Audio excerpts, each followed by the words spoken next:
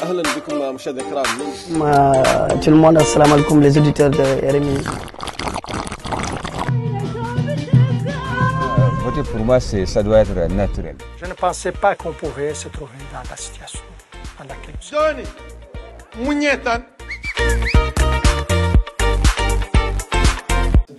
Bienvenue dans Convergence sur RMI, votre émission d'actualité et de débat. Ce soir, nous partageons les faits d'actualité de mes collègues. Et puis ensuite, nous aurons un débat très riche, en se posant quelques questions, comme par exemple, faut-il encore croire à l'illusion démocratique? Le vote sert-il encore quelque chose? Le vote a-t-il encore une valeur? Mais avant cela, permettez-moi de saluer mes camarades. Bonsoir Fatou. Bonsoir. Bonsoir Saïdou. Bonsoir Tako. Bonsoir Soso. Bonsoir Tako. Et bonsoir Ali. Bonsoir Tako. J'espère que tout le monde est en forme. Ouais. On peut dire ça. Prêt pour débattre et échanger sur nos sujets. Tant que c'est toi qui donne le go. Ah bah écoute, on va écouter d'être concis et en tout cas prêt pour ce débat. Mais avant ça, j'aimerais que vous partagiez un petit peu vos faits d'actualité et toi par exemple, Seydou. Alors, le fait d'actualité qui a retenu mon attention ces derniers jours, il y en a plusieurs, mais je vais en citer un. C'est Mohamed Ould Bouammatou, le grand patron mauritanien qui a reçu la Légion d'honneur de la République française, pas des mains d'Emmanuel Macron, mais des mains de son premier représentant en France, à savoir M. Garcia, l'ambassadeur de la Mauritanie. À cette occasion, il y avait beaucoup de personnalités qui étaient présentes, dont l'ancien ministre de l'économie, DSK, et d'autres, en boubou s'il vous plaît. Okay. Et d'autres personnes encore.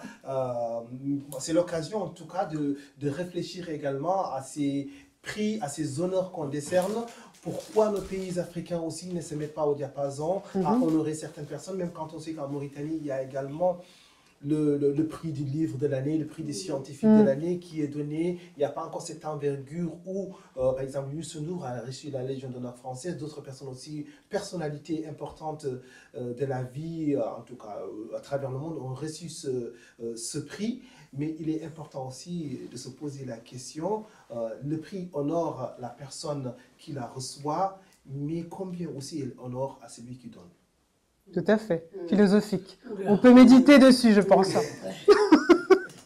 Et toi, Soso, justement, qu'est-ce que tu aimerais partager avec nous aujourd'hui? Alors, avant de partager mon fait d'actualité, je souhaitais dire bonne fête à tous les Mauritaniens et à vous tous également. Hakembere Waga. Hakembere Waga. Waga Sengebe. Amina. Amin, amin. Naslama Ukejidi. Amina, Nokufo Kejidi. Amin, amin. Dans toutes les langues. Très bonne fête. Aïd Moubarak. Aïd Moubarak Molli. Watouden Dewle Molli. Amin. Amin. Dites pas Amin, Atouden Dewle, sortez juste de Dewle là. Ah d'accord. iPhone 5, lui, là. Moi je veux l'iPhone 18. Je ne sais pas s'il existe encore. Moi j'ai du Thier pour toi. Thier VNT. Merci. Soso, alors dis-nous tout. On va parler de choses sérieuses. Bon, Saïdou, tu as partagé quelque chose de très intéressant. Je vais un petit peu changer le décor parce que je n'arrive pas avec voilà, quelque chose de positif. Malheureusement, vous avez vu tout ce qui s'est passé ces derniers temps. Les élections n'ont pas donné un résultat satisfaisant, en tout cas pour ma part. Et ce qui nous conduit à des élections législatives dans 2 semaines. Ça reflète un petit peu le climat qu'il y a actuellement en France. C'est pas très, agréable, c'est pas très rassurant, si je peux dire ça comme ça, parce qu'on voit la montée de l'extrême droite. Voilà, exactement. Il fut un temps, nous, quand on était petits, vous allez me dire, ceux qui sont nés ici, si vous avez le même ressenti, dire qu'on était raciste, on était marginalisé, on avait honte. Les gens se cachaient. Les gens se cachaient, ils avaient honte de le dire. Maintenant, je vois que c'est complètement décomplexé. Une fierté de l'afficher. Les gens qui sont racistes, qui n'aiment pas les étrangers, le montrent. Ça, c'est normalisé. Sur leurs réseaux sociaux, ils sont adulés, ils sont applaudis. Donc ça craint. Voilà, très, très clairement, ça craint. Donc c'est aussi pour ça que je lance un message. Je lance un message à tous mes frères, à toute la communauté, à tous les Français, d'aller voter. Parce que c'est important d'exprimer en fait ses opinions, d'exprimer ses orientations. Parce que malheureusement, la France, c'est une France qui est belle, qui représente la diversité, la tolérance. Et c'est pas la France qu'on a envie d'avoir, la France qui veulent, la direction qu'ils ont envie de prendre, c'est pas celle que nous on a envie d'avoir. Nous on a envie d'avoir une France dans sa belle diversité. On a fait l'école de la République, on a eu de la chance d'être né ici. Et puis nous, nos professeurs, je sais pas pour vous en tout cas, moi j'ai toujours eu des professeurs tolérants, j'ai toujours eu des voisins tolérants. J'ai pas eu ce que je vois en ce moment. C'est pas rassurant et on va pas dans une bonne direction. Donc j'encourage tout le monde d'aller voter. Voilà. Ouais, justement, on en reparlera un petit peu tout à l'heure pendant le débat. Et toi, Ali, est-ce que tu as quelque chose de peut-être un petit peu plus joyeux à nous partager? Je vais me référer à l'actualité. Oui, dis-nous tout. Eid Moubarak à tous. Eid Moubarak à toi aussi.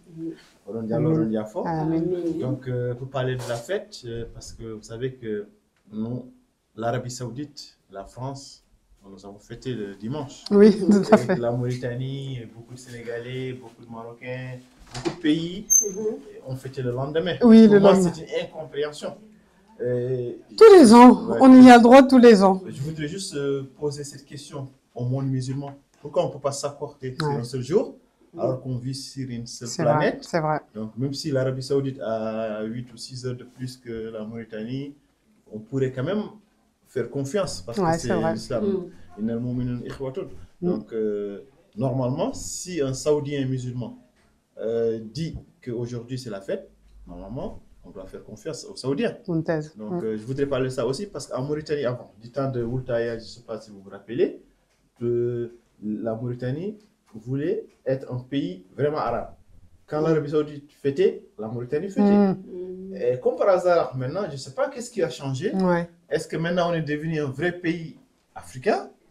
Et maintenant, on ne suit plus l'Arabie Saoudite. Donc c'est une question aussi, parce que j'aimerais comprendre pourquoi la Mauritanie ne fait pas comme avant. Qu'est-ce que vous en pensez, vous? Peut-être que la Mauritanie s'est libérée un peu de la tutelle saoudienne ou autre chose encore. Je ne sais pas s'il y avait une tutelle, mais je pense quand même que c'est beaucoup plus ouvert que cela parce que dans les textes, il est dit que quand vous voyez la lune, jeûnez, quand vous la voyez, rompez. Donc, donc si la lune il est bien visible en Mauritanie, pas bien visible en Arabie Saoudite, c'est peut-être dû à ces considérations-là. Pour revenir un peu dans le cas français, je me rappelle, il fut un temps où en France, on a voulu s'accorder pour faire un peu comme la Turquie, avoir la décision, prévoir les jours à l'avance. Finalement, c'est le camp qui a voulu garder les traditions prophétiques qui a gagné. Et du coup, aujourd'hui, on n'a pas encore de jour clarifié dont on veut prévoir à l'avance. C'est ce que je peux dire. D'accord, d'accord. Justement, parlant de tradition, moi, j'ai envie de faire un shout-out spécial aujourd'hui pour toi, Fatou. J'ai vu une vidéo que tu as mise sur les réseaux sociaux qui a suscité beaucoup de réactions positives, j'ai envie de dire, parce qu'elle a beaucoup ému beaucoup de gens, moi-même. Et j'aimerais que tu nous en parles et que tu nous dises un peu comment c'est arrivé, justement, pourquoi avoir abordé ce sujet-là? En tout cas, parle-nous-en un petit peu. J'ai été la première étonnée du succès de la vidéo parce que je ne m'attendais pas du tout à ce qu'elle fonctionne aussi bien. Pour ceux qui me connaissent, en fait, avec mon mari, on anime une communauté de 70 000 personnes. Les Jones. Les Jones. Les Jones, c'est nous. On parle beaucoup mariage, famille, etc. Et cette vidéo, comment elle est arrivée? J'étais dans mon jardin en train de travailler et c'est vrai qu'on échange énormément en fait avec notre communauté dans nos messages. Et il y a beaucoup de gens qui viennent nous confier leurs histoires de vie. Et finalement, ce qui fait qu'on reste, c'est que ces gens-là, leurs histoires de vie ressemblent aux nôtres et les nôtres ressemblent aux leurs. Donc finalement, on représente des gens qui existent mais qu'on ne voit pas. Et dernièrement, en particulier, il y a eu énormément de gens qui ont partagé sur le sujet du divorce. Et ce jour-là, ça m'a donné... Je travaillais, j'ai vraiment eu envie, c'était un élan du cœur. Hein. Oui, c'était pas préparé, ni rien du tout. Mais je voulais dire, en fait, à tous ces gens qui nous suivent depuis 3 ans maintenant, oui, vous êtes mariés depuis 19 ans, c'est super, on s'entend bien, vous avez des entreprises ensemble, on est une famille recomposée qui a fonctionné. Enfin, à plein d'égards, les gens s'inspirent, en tout cas, on inspire des gens. Bah, avant d'en arriver là, j'avais envie de faire un chemin de vie. 20 ans en arrière. Et 20 ans en arrière, quand j'avais 23 ans, quand je l'ai rencontré, j'avais été mariée de force une première fois à 16 ans, tradition oblige, une deuxième fois à 18 ans. Et donc le mari actuel avec qui je suis depuis bientôt 20 ans, ça fait quand même, finalement, c'est mon 3e mari. Donc je pense qu'à 23 ans, quand j'étais toute seule, mariée 2 fois avec un enfant, ça donnait moins envie d'acheter. C'était moins sexy, c'était moins joli. Oui, le package, il était... Voilà, je représentais à ce moment-là quelque chose qui n'intéresse pas beaucoup de gens, ou qui fait peur, en tout cas, aux gens, les mères célibataires. En tout cas, c'est l'image que la société te renvoyait. Mon mari, à l'époque, vivait au Sénégal, donc c'était un sans-papier vu de France. Quelqu'un qui est un blédard vu de France, encore une fois. Donc, encore une fois, sur le CV, à l'époque, les préjugés auraient fait que lui et moi, on avait peu de chances de se croiser. Et quelque part, j'avais envie de dire à ces gens-là, ça peut mal commencer, bien finir. Machallah. Et ça va durer. Et ça va durer. En tout cas, ça fait 20 ans. Je touche du bois. Inch'Allah. J'espère que Dieu nous donne. Qu'on mourra ensemble, hein, comme on dit. Amin, amin. Comme on dit en Poulard, il faut respirer de la fumée pour avoir du charbon. Bah, c'est ça. Et finalement, exactement, je vais même aller encore plus loin. Quand tu respires la fumée, ça te forme à pouvoir reconnaître l'air pur quand tu l'auras. Moi, j'ai envie d'aller plus loin. J'ai envie de dire Soniké, d'un pied sous gadu, tout met à la face. C'est vrai. C'est ça, à chaque malin. Voilà. Est-ce que je peux rajouter autre chose? Alors, on y va, on est parti. El Hadj Baba Mal disait aussi, Guido Sadani, c'est dit comme Guido, avoir un amoureux, ce n'est pas compliqué. Le plus difficile, c'est avoir la personne avec laquelle on va mourir. Machallah. Shout-out donc à El Hadj Baba Mal. Tant qu'on est dans l'espace des shout-outs, je voudrais rappeler que le 24 et le 25 juillet 2024 aura à Nouakchott le Forum international des compétences organisé par une des personnes qui est là ce soir, Soso Bamba. Et du coup, donc toutes les personnes qui sont liées, en tout cas, qui ont un intérêt à l'emploi, à l'employabilité, au top emploi de 2030, devrait être à Nouakchott en ce moment-là. Il y aura du beau monde. Donc, si vous êtes là à Nouakchott, ou en tout cas, si vous envisagez d'être à Nouakchott dans cette période-là, Nouakchott is the place to be. The place to be. Yes, definitely. Et merci. Merci, Soso. Il faut quand même ajouter que ce n'est pas forcément un forum qui s'adresse uniquement aux Mauritaniens. Tout à fait. Ça s'adresse aussi à la diaspora vers la Mauritanie ou de la Mauritanie vers la France, dans un sens comme dans l'autre. Donc, c'est quand même un forum qui est d'abord une passerelle. International. Ah oui. Ah bah oui. Oui. Forum international. Vous avez bien représenté. Hein. Vous êtes les ambassadeurs quand de tu ce veux. forum. Quand tu veux. On y sera. Bien sûr. Inch'Allah. Super. Bon, place maintenant à notre débat. Donc, la thématique du jour, on l'a évoqué tout à l'heure. Est-ce que la démocratie n'est qu'une illusion? C'est des questions qu'on se pose. Est-ce que le vote sert encore à quelque chose? Et puis, pour aller encore plus loin, est-ce que le vote a encore une valeur? On va tenter d'y répondre. On va tenter Ali. Ali, justement. Est-ce que je sais que tu aimerais en fait partager avec nous la différence entre le vote local et le vote peut-être un petit peu plus national. Oui, je voudrais parler de ça parce que pour essayer de répondre à nos questions, est-ce que la démocratie est une illusion ou est-ce que le vote a une valeur, tout ça. Je dis vote local et vote national parce que, pour parler de la Mauritanie, parce qu'il y a des votes, quand je dis vote local, je fais référence à l'élection des maires, par exemple, l'élection des conseillers régionaux. Quand je dis du vote au niveau national, je veux me référer ou parler de l'élection présidentielle qui va arriver. Donc le vote local, pour moi, il est plus représentatif que le vote national. parce que, ou bien il reflète plus la réalité. Ok. Quand je dis ça, c'est parce que au niveau local, quand il faudra élire un maire, quand Seydou va vouloir devenir maire de El Fora, sa commune, par exemple, il peut envoyer. On a dit Amin. Il peut envoyer peut-être. Ça arrive peut-être, oui. Il peut envoyer peut-être 10, si c'est 10 bureaux de vote au niveau de la commune, il peut envoyer 10 représentants dans les 10 bureaux de vote. Mais quand il va vouloir devenir président de la Mauritanie, c'est peut-être 10 000 bureaux de vote. Je ne sais pas exactement le chiffre, le ratio exact. Il va falloir envoyer peut-être 10 000 représentants. Donc, il faut avoir des moyens. Ouais. L'État, il a les moyens de le faire, mais les autres candidats, est-ce qu'ils ont les moyens de le faire? Les Babokar, les Biran et tout ça. Donc, je ne peux pas citer tout le monde. Donc, c'est pour dire que l'élection au niveau local, elle est plus réelle que l'élection au niveau national.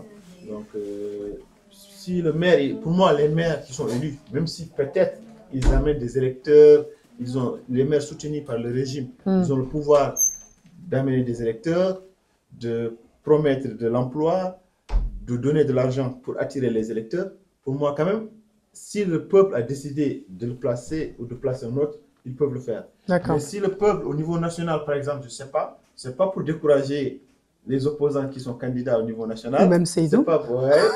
Ou voilà. Il faut y aller pour me décourager. Voilà, c'est pas pour décourager aussi les gens qui soutiennent peut-être les Birama, les Bamamoud Boka, le docteur Soumaré et tout ça.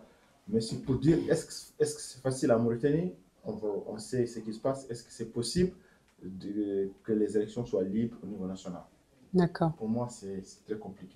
Et tu te posais aussi également une question, à savoir, est-ce qu'on peut vraiment parler de démocratie en Mauritanie? Oui, parce que pour moi, quand la Mauritanie, c'est une question vaste aussi, parce qu'à l'université, on m'avait dit que la démocratie en France, c'est une illusion, mais je reviens surtout sur la Mauritanie. Quand on dit que la démocratie, c'est peut-être le pouvoir du peuple par le peuple, donc c'est le peuple qui participe aux décisions, qui décide pour lui-même. Mais est-ce que nous, Mauritaniens, on a décidé de placer un président? Est-ce que c'est nous qui avons décidé réellement de placer Ghazouani, qui était dans un comité militaire, qui était avec le CMJD de Elou Mohamed Val, après il y a eu Aziz, après ils ont voulu placer Sidi, qui était élu librement, entre guillemets, mais pour moi, c'est toujours la même chose parce que c'est les militaires qui l'ont placé. Après cela, on a eu Ghazouani. Pour moi, est-ce que c'est une démocratie? Moi, je vais être un peu sévère avec le régime. Alors, vas-y, balance. Je pense que la Mauritanie, c'est en quelque sorte une oligarchie. Les mots sont dits. C'est fait, voilà. Je dis ça, je me justifie aussi parce que les gens, il faut que je me justifie. Parce que c'est un clan qui dirige le pays, le clan des généraux, depuis 1978, des coups d'État, Pour moi, c'est toujours le même clan. Donc, ce n'est pas vraiment une démocratie. Même s'il y a eu des élections et que les résultats sont promulgués. Mais les élections, c'est toujours le même groupe, le même clan qui gagne. Je pense que c'est, pour l'instant, on peut tendre vers la démocratie si, par exemple, Ghazouani perd les élections ou si Ghazouani quitte le pouvoir et qu'il laisse la place à quelqu'un d'autre qui n'est pas en général, qui n'est pas membre du CMJD, qui n'est pas soutenu par les militaires. Ok. Ok. C'est bien, tu me fais une petite passe décisive là pour Fatou. Justement, est-ce que, Fatou, tu penses que les jeunes Mauritaniens, en tout cas les jeunes citoyens mauritaniens, ne sont pas assez engagés ou au contraire le sont, mais l'engagement passe autrement que par l'élection, en tout cas l'acte de voter? En fait, pour moi, d'ailleurs pas qu'en Mauritanie, en France aussi, puisqu'on est en pleine période électorale. Complètement. Un peu partout. Tendu d'ailleurs, très tendu. En France aussi. Moi, j'ai pas l'impression, j'ai pas le sentiment que les jeunes soient moins impliqués, soient des moins bons citoyens que les autres. Mais à un moment donné, faut quand même voir les choses en face. Il y a de l'abstention. Et moi, ce que j'aimerais, c'est qu'on sorte un peu de ce clivage, que ce soit en Mauritanie ou pas en Mauritanie, il y a les votants contre les non-votants. Oui. Vous êtes tous censés faire partie du même pays. Donc, encore une fois, même dans les élections, il y a encore de la division.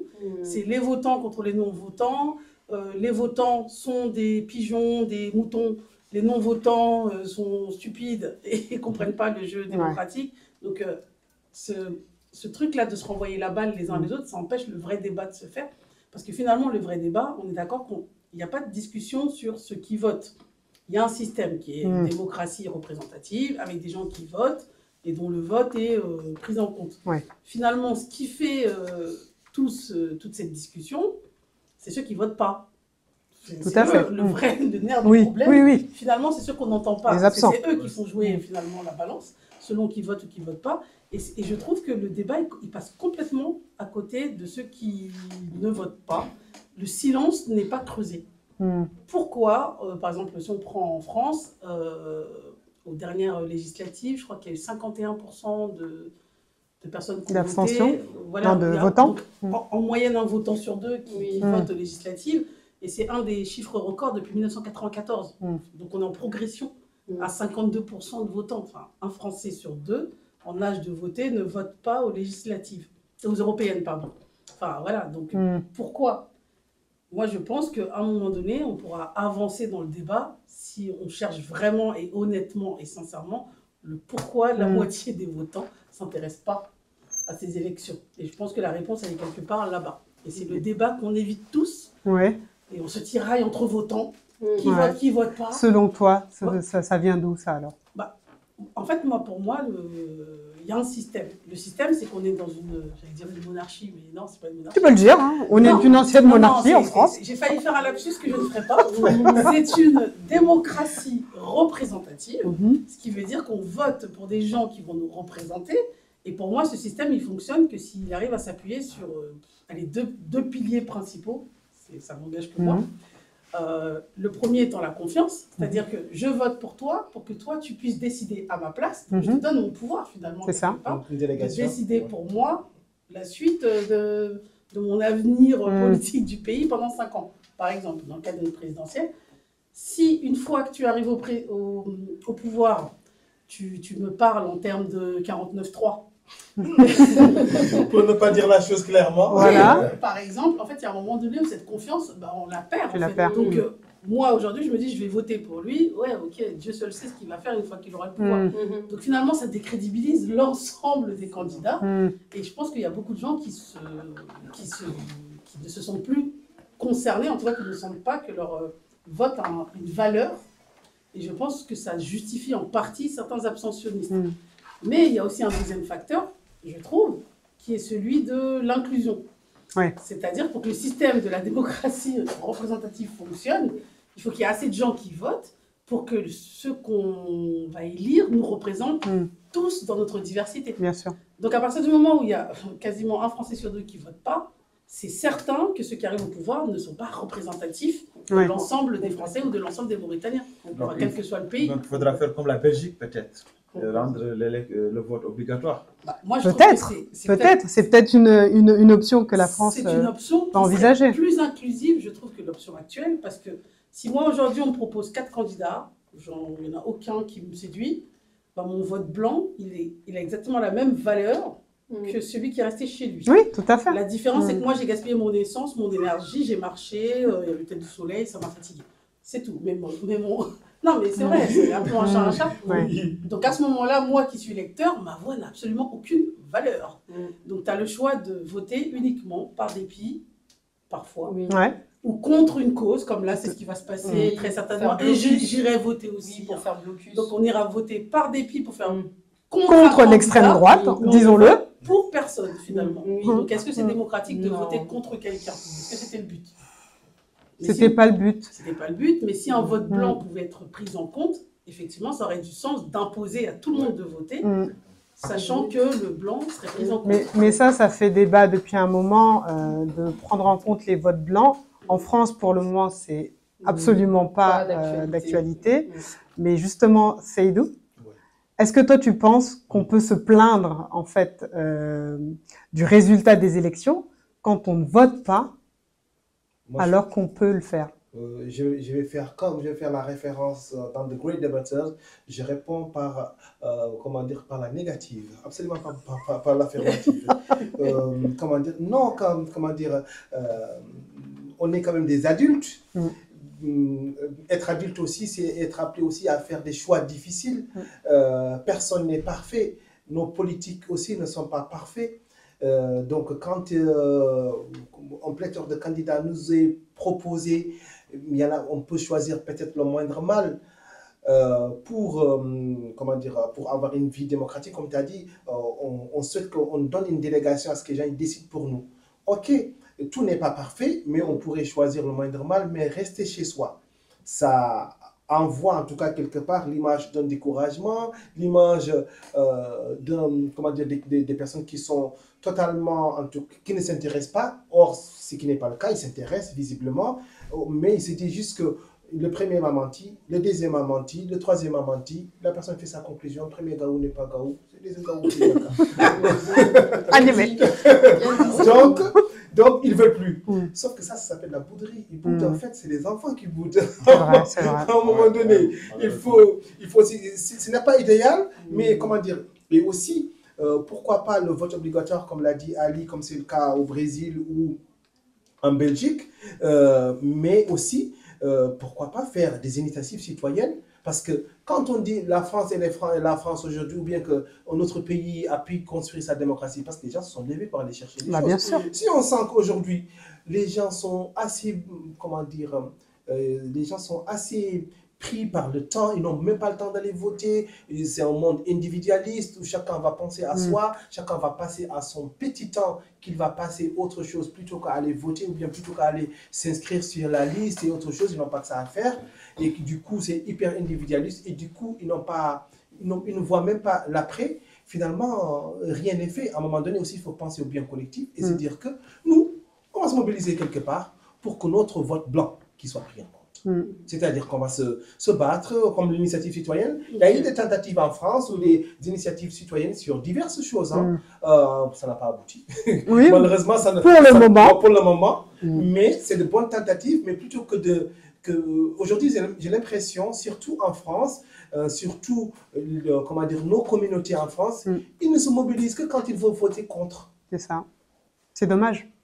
Or, dans la vie, il faut mieux être pour qu'être contre. Mais oui. L'opposition, c'est relou. Est-ce que ce n'est pas le système qui amène ça? Parce que, tu vois, quand on parle de démocratie, pour moi, on parle forcément d'inclusion. Et je trouve, alors c'est une expérience complètement personnelle que je nourris par rapport aux gens et mon entourage, les gens avec qui j'interagis. Je trouve que en France, on parle beaucoup du vote. En fait, tu deviens électeur un jour par magie quand tu as 18 ans. Plouf, tu es électeur. Pendant les 18 années qui ont précédé, on ne t'a pas forcément formé à devenir le citoyen que tu es censé devenir.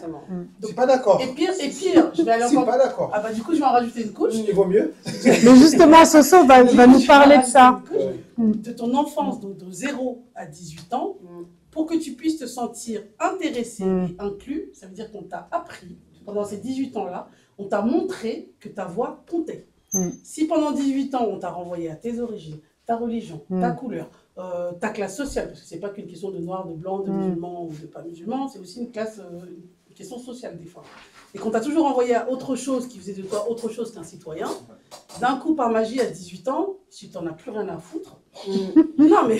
Disons-nous les choses, ça... Et ben là on va venir te taper dessus parce que, mais tu n'es pas responsable, etc. Ok, mais quand lui il est en âge où la société devait être en responsabilité de lui, est-ce que la société a fait son taf? Alors, peut-être pas. Est-ce que je peux répondre? Oui, tu peux. Ouais, peut-être pas, mais... On va prendre un petit aparté tout on va vous inclure très rapidement, mais je vais aller vite, je vais juste te dire que, oui, c'est vrai, tout ce que tu as décrit ici comme difficulté, c'est absolument vrai, et c'est valable en France et c'est valable ailleurs encore, donc dans d'autres pays du monde. Mais dans ce qui est du cas de la France, et dans certains pays aussi, dans toutes les... très souvent, on a un délégué de classe, ça passe par des sélections, c'est un apprentissage à être citoyen. On a un délégué de quartier, on a, c'est pas moi, un représentant des habitants. C'est pas des élections, mais c'est des choses auxquelles on peut participer depuis qu'on est petit. Et on voit des fois les résultats, parce que même au sein de la classe, on voit que certains, ils n'ont pas gagné les élections, mais ils sont bien en mathématiques, ça leur donne une petite cote. Et ça donne que ces petites frustrations-là, que c'est des gens, des fois, qui deviennent autre chose, parce qu'ils ont été discriminés quelque part, et du coup, ils ont une revanche à prendre sur la société, ils vont devenir des Omar Sy et des autres choses encore, mais ça n'empêche pas de voter, quand même, si cette culture, elle est distribuée, peut-être... comment dire, maladroitement à l'école ou maladroitement par la société, mais aussi c'est peut-être aux parents aussi de parfaire cette chose-là s'ils sont sensibilisés sur ces questions. J'arrête là. D'accord. Je suis d'accord avec Seydou à moitié. À moitié seulement. Parce que pour moi, c'est valable, cette logique est valable en France, mais elle n'est pas forcément valable pour les Mauritaniens. Ok. Je dis cela par exemple parce qu'il faut du sérieux aussi. En Mauritanie, aujourd'hui je vais un peu tirer sur la Mauritanie parce que lors des précédentes émissions, on m'a dit que je soutiens souvent le régime. Là, en tout cas, au début de l'émission, on peut le dire. Ouais. Donc là, je pense qu'il faut du sérieux. Vous voyez, nous qui vivons en Europe, les gens de la Belgique, les gens qui sont en Espagne, moi j'ai croisé à l'ambassade quelqu'un qui est venu de l'Angleterre pour venir s'inscrire. C'est pas sérieux ça, pour moi. C'est pas sérieux. Un citoyen, il veut voter, il doit se déplacer de la Grande-Bretagne jusqu'à la France pour voter. L'autre, il va se déplacer de l'Espagne. Donc, il est obligé de prendre 3 jours pour venir voter en Mauritanie. Donc, pour moi, ce vote, ça, c'est pas sérieux. En France, lors du vote, tu passes devant l'école, tu vois personne. Tu rentres, tu votes, tu pars. Ça prend 15 minutes. Donc, même nous qui sommes à Paris, c'est pas pour décourager, il faut bien sûr aller voter. Mais tu vas faire la queue quand même.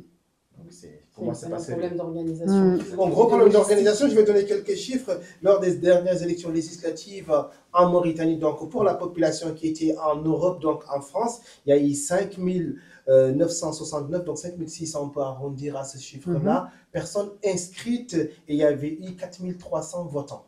Donc les gens inscrits ont voté, mais sur la diaspora. Mais pour moi, ce n'est pas assez représentatif, même si on n'a pas les chiffres clairs.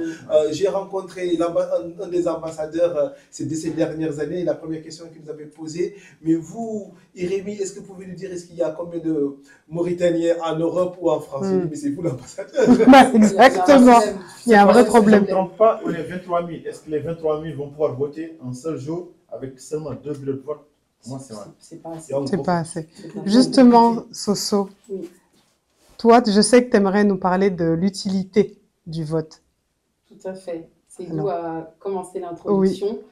Effectivement, je rejoins ce que tu disais, Fatou. Pour parler d'élections, pour introduire la jeunesse, pour les accompagner à cette dynamique, il faut déjà les sensibiliser.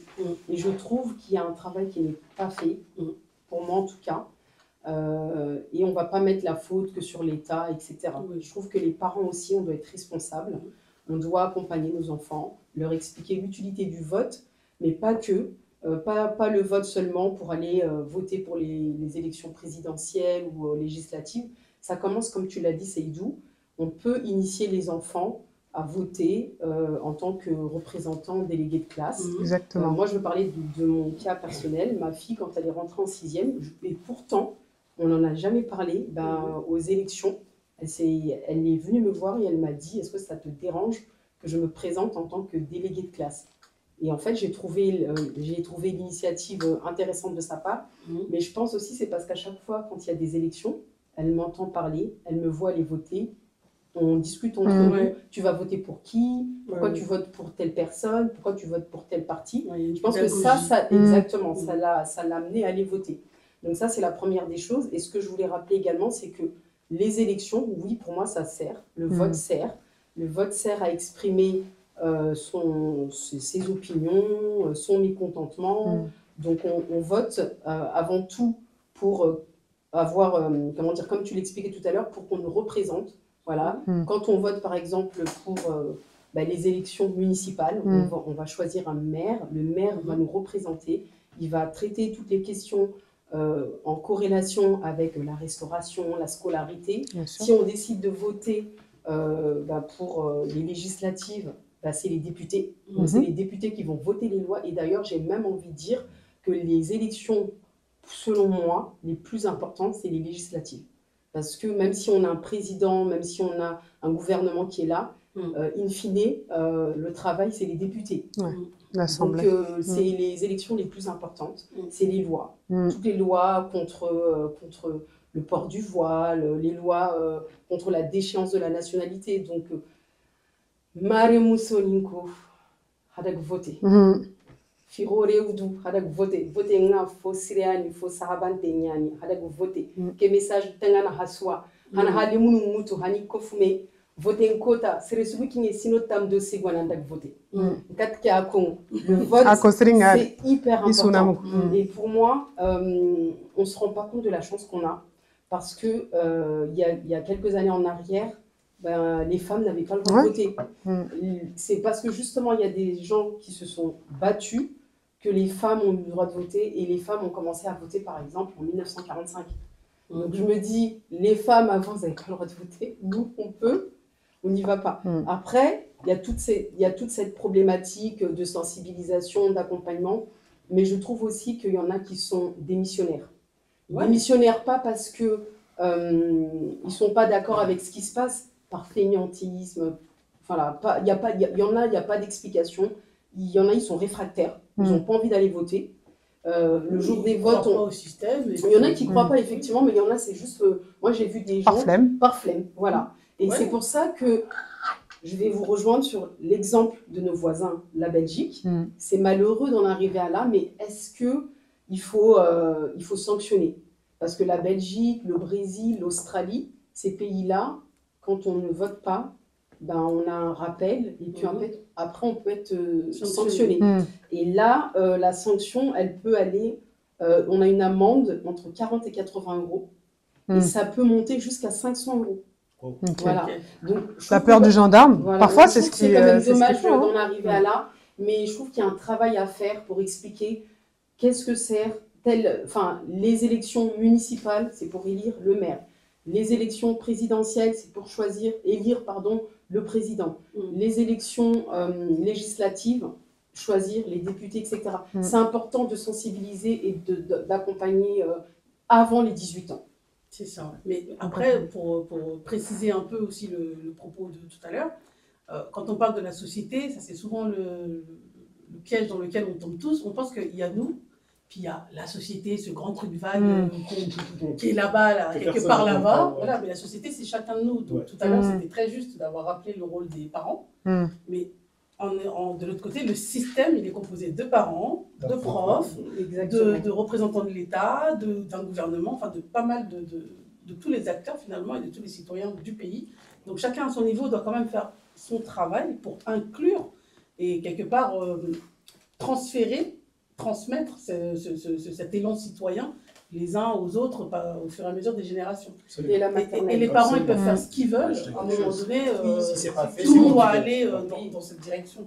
Et le système a aussi sa part de responsabilité. Tout l'écosystème. On doit impliquer l'éducation nationale, les professeurs, les enseignants, dès le bas âge. Moi, je voudrais un peu faire une petite pique à mes sœurs soniquées, un peu. Ça, vous voyez, quand on parle de Rassemblement national, et éclaircir les gens qui sont au pays, parce qu'on dit, ouais, c'est les racistes, c'est souvent, on pense que c'est les blancs qui vont voter Rassemblement national. Mais là, un quart des Français ont voté.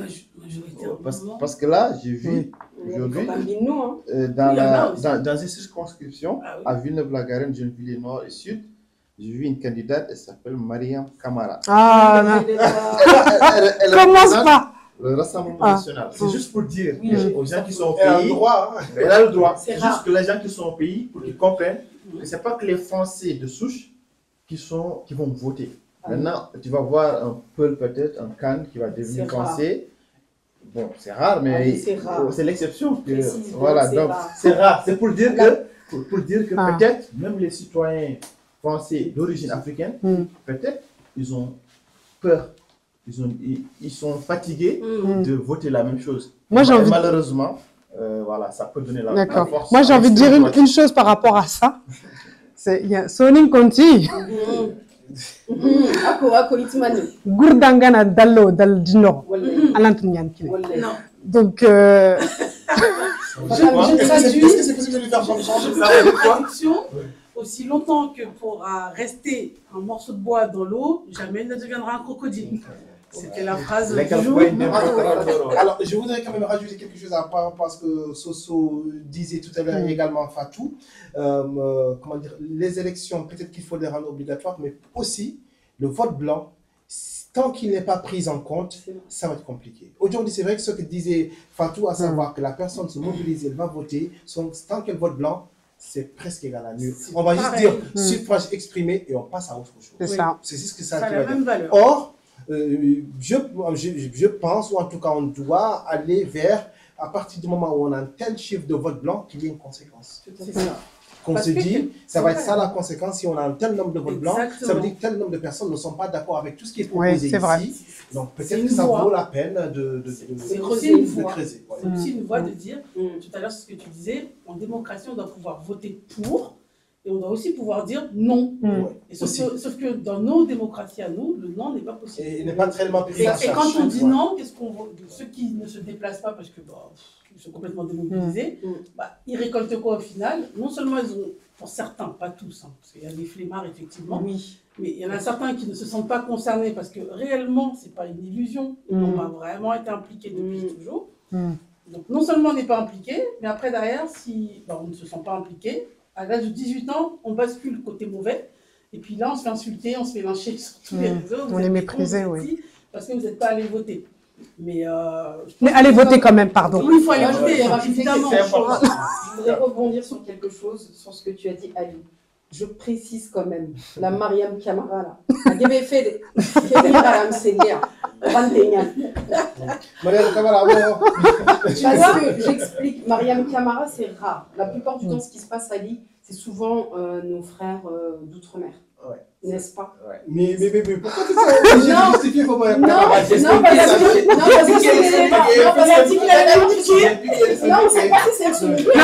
pas parce que c'est Camara. Ça peut être pas mais c'est juste pour préciser, en fait, elle a le droit. On est en France. En France, c'est une démocratie. On n'a pas précisé ce que c'était le RN. Ceux qui nous regardent au pays, peut-être qu'ils ne savent pas. Kubeniganti, Riano Moula. Voilà, Kubeniganti. Et qui seront au Moula. Ça y est, les soulignés qui sont bien votés. Riana Moula, Inti Safari, Kubeniganti Safari, Inti Moula. Ali, tu as sorti vraiment la pique qu'il fallait. C'est les Naga France, maintenant Naga Mauritanie. Mais donc, je rebondis sur ce que tu dis, mais je vais peut-être pas me faire que des amis en disant ça, mais pour moi, on pourra vraiment dire que les enfants d'immigrés ou pas d'immigrés, on pourra vraiment parler d'inclusion parfaite quand n'importe qui, noir, blanc, asiatique, ce qu'on veut, vert, jaune, rouge, quelle que soit ton origine, ce que tu es, quand tu seras en capacité de pouvoir, si tu veux, représenter l'extrême droite, même en étant noir, si tu veux, là on pourra dire qu'on est tous égaux. Parce que ça ne sera pas bizarre. Ça veut dire pour l'instant, c'est bizarre. Non, bah oui, c'est bizarre parce que pour que un citoyen, c'est relié quand même à une notion qui est le patriotisme. C'est parce qu'on est patriote, on aime son pays, on se sent attaché aux valeurs de ce pays, on se sent reconnu par ce pays et on se sent en phase finalement avec les valeurs du pays, qu'on peut se permettre d'être, pourquoi pas, représentant soi-même de ce pays. Mais si ce match-là, il ne se fait pas, bah, ça coince un peu quelque part. Tu vois ce que je veux dire? Oui, donc pour moi, le système aura réussi le jour où les Mariam Camara, s'ils veulent être du Front National, ah oui, pardon, ils ont changé de nom, Rassemblement National, si, mais pourquoi pas? Non, on n'est pas d'accord. Non, pas d'accord. C'est des ans. Non, mais je vais dire, je fais preuve d'ouverture, dans le sens où, par exemple, vous prenez les Américains, il y a énormément de discrimination aux États-Unis, je pense que là-dessus, on ne va pas faire des comparaisons, parce qu'on peut vite, enfin, ils peuvent gagner très vite sur nous, mais l'Américain noir se sent américain. Quand il peut poser son drapeau américain fièrement devant chez lui, il se sent américain. Le Français noir met un drapeau devant chez toi. Tu vas voir. On va faire le test. Ouais. Fais le test. Et je dirais même plus, le blanc, enfin le Français de souche. J'aime pas trop cette expression. Ouais, c'est parce que ça veut rien dire en réalité. Mais le français qui correspond à l'imaginaire que les gens se font du français, le gauliste, si on veut, pareil, lui aussi, quand il met son drapeau de son pays à sa fenêtre, il est raciste. Oui, mais parce qu'il y a aussi une histoire. Il y a le patriotisme un peu partout quand même dans cette histoire. Mais c'est surtout aussi qu'il y a une histoire derrière ce Rassemblement national et donc le Front National. Les fondateurs, les pères fondateurs de ce parti-là, c'est quand même des anciens SS. Enfin, il faut le dire. Donc, c'est vrai que de voir un nom Camara lié à ce parti-là, je suis désolée. Moi, j'ai banalisé. Oui, ça s'est banalisé, mais c'est pas normal en fait.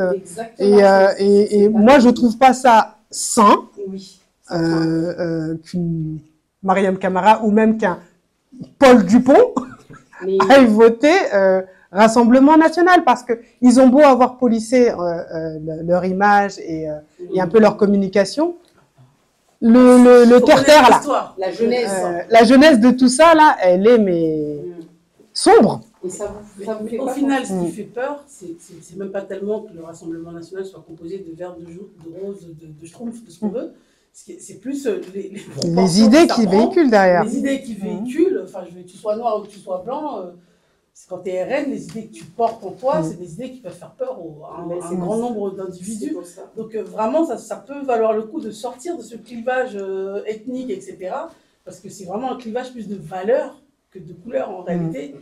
C'est pas universaliste, quoi. Ouais, c'est ça que je disais tout à l'heure quand on a commencé, que je trouve que ça s'est banalisé maintenant de dire qu'on n'aime pas quelqu'un, on le dit fièrement, de dire alors que ça devrait être une honte de détester quelqu'un parce qu'il est noir, parce qu'il est ce qu'il est.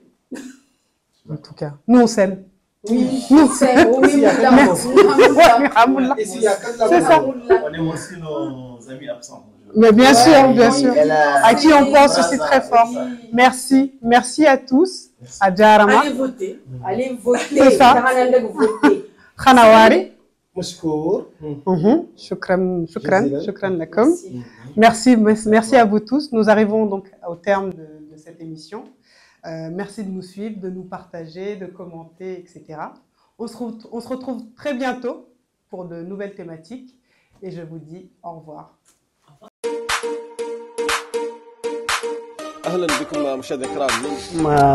tout le monde, assalamu alaikum les auditeurs de RMI. Voter pour moi, ça doit être naturel. Je ne pensais pas qu'on pouvait se trouver dans la situation dans laquelle nous sommes.